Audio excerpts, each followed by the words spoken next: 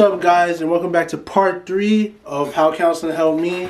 My name is David. Welcome to Dave TV. And before we start, I just want to show off my shirt that I designed myself, and I'll put a link in the description. Sorry about that. It's been a while for the shirt, and it's actually inspired because I've been getting more educated on stocks, bonds, options, futures trading. I just finished a book on stocks and learn about the fundamentals versus the tech analysis of stocks. But as you can see, buy stocks, not drugs, you know what I mean? But I actually am a cannabis owner right now. I have stock in cannabis. Shout out to Hexo. But with that being said, part 3, without further ado, I actually made a year last month, if you can see right here, on Talkspace. That's what I use for my own counseling and my own therapy. But where we left off was me in college, me starting college, my mom being sick from 17 to 18, and put the phone down. In short, I basically had to take on a lot of responsibility, and not to make it too depressing, but college was pretty rough for me because I still had a lot of behaviors that worked in high school. I was bringing them over to college. After my first semester, I had a 1.62.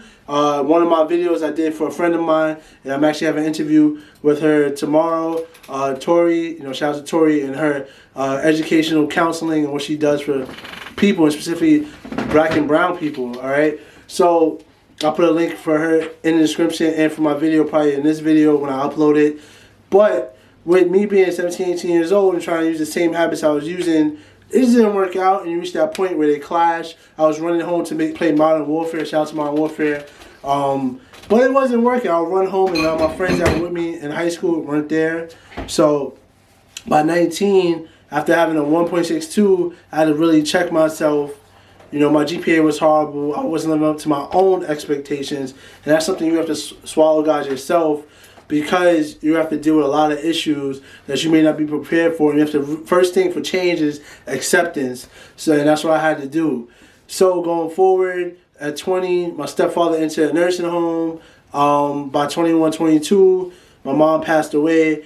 And this was hard because around like 20, she was going through her own depression of trying to maintain a marriage while my stepfather really didn't care about it, unfortunately. Looking back, hindsight's always 20/20. And then by 22, I was living by myself. I had to get roommates. And now, what was so funny with me was dealing with the aspect of living by myself and caring for myself. When I was so attached to this person in my life who was my mom. All right. Fast forward to 24, 25, I would say 23, 24. I wanted to lose weight. I wasn't as big as I am now. I went from 210 to about 165 in a matter of 6 to 7 months. I'll try to find pictures that I can link in here. If I can't, I'm sorry. You can go to my Instagram at King David TBE. You can see some of the pictures there. And really what was happening was I was depressed. I was grieving. I had graduated at 22, 13 days later. My mom passed away, but I was entering my master's in counseling program just about a month and a half later, right? And I remember also working at a summer camp, and I was in the bathroom on the floor crying because I was like, wow, my mom's really not here, things of that nature. It's real grief, but I was denying myself the chance to feel it because years later in my master's in counseling program, I was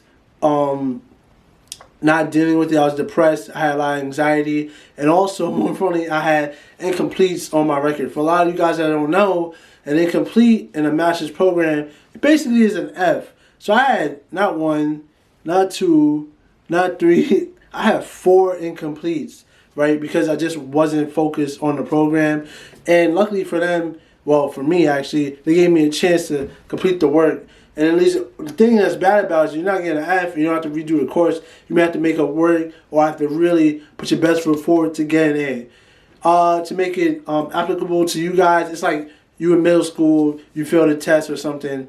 Okay, miss, can I make up extra credit? Can I do this before the day's done? That's basically what I was doing, but in the long run, I was doing that. I was complaining about my grades. I was just in a very, very dark place. Even looking back, I can't even recognize who I was. But then I met the love of my life. I'm actually engaged now. Shout out to my fiance. And she convinced me, I need to go to counseling, right? So around 25, I was going to 26, I would say 26, I was going to counseling. 27, I actually entered Talkspace.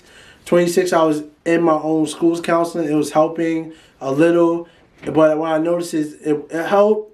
Then when my emotion went down, because I wasn't prepared for certain things. My birthday came with certain triggers.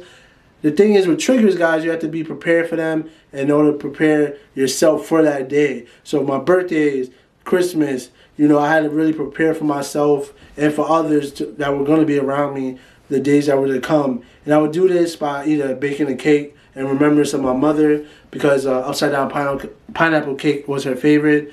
Also dealing with Christmas, because Christmas was the day we celebrated. So this is what I had to learn through the grieving process, and I'm praying that anybody that's going through a hard time now, you know, especially COVID, this hard year, that they're dealing with it in a efficient way, because grief can catch up to you later. You know, you have what they call is delayed onset of trauma, which you could, like, one of my bosses from counseling actually, well, my counseling job in the summer, shout out to Chad, he actually spoke to me one-on-one when I was 22, because he said that somebody close to him passed away when he was 17 and he didn't break down until he was 27.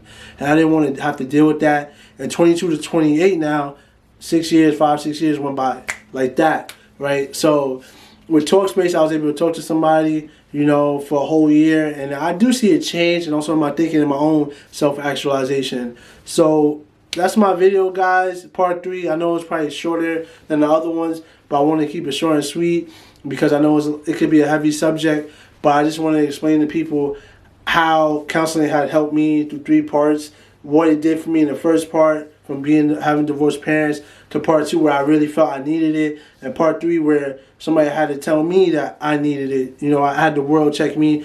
When you're confident and cocky, the world finds a way to humble you, and I truly believe that. And for me, I was really living in a sort of egotistical way of, I don't need it, I don't need help. And that's what I had to learn with myself. My own self-defeating behaviors are that it's hard for me to ask for help. And that's something counseling can reveal to people, their own traumas, or things that they don't even notice.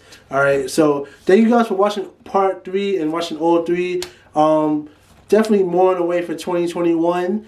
I'm more focused than ever thanks to counseling. So we'll have more videos and something new, and that's going to be a surprise for you guys to help these young black and brown people and people of color so to come forward. So thank you guys. I hope hopefully these breaks or dismantles a little taboo stigma associated with counseling. Thank you for tuning in. Bye.